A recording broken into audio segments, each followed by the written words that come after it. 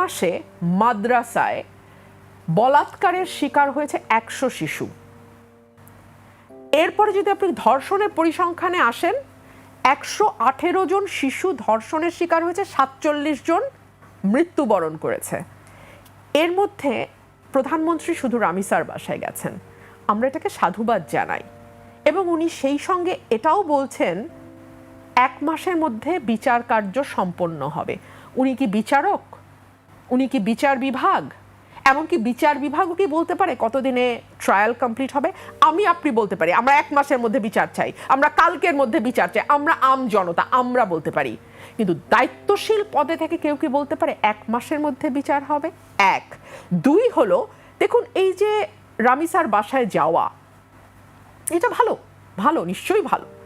কিন্তু তাহলে সেই প্রধানমন্ত্রী, সেই স্বরাষ্ট্রমন্ত্রী এবং সেই আইনমন্ত্রীকে ভুয়া ভুয়া স্লোগান দিয়ে মানুষ ধাওয়া দিল কেন? রীতিমতো ধাওয়া, কারণ আমি দেখেছি তাদেরকে কর্ডন করে কোনো মতে গাড়িতে ঢোকানো হয়েছে। কেন কেন মানুষের মধ্যে এই ক্ষুব্ধতাটা কেন? এই জবাব তো এই সরকারকে বের করতে হবে। কারণ এর আগের সরকার 15 বছর 6 মাস সময় পেয়েছে, এই সরকার 5 মাস সময় পাবে কিনা এটা নিয়ে তো ভয় লাগছে এখন। কারণ 3 মাস যেতে না যেতেই যেই সরকারের প্রধানকে ভুয়া ভুয়া শুনে গাড়িতে গিয়ে লুকাতে হয়, সেই সরকার আর কয় মাস চলতে পারবে এই দেশে? এটা তো একটা প্রশ্ন।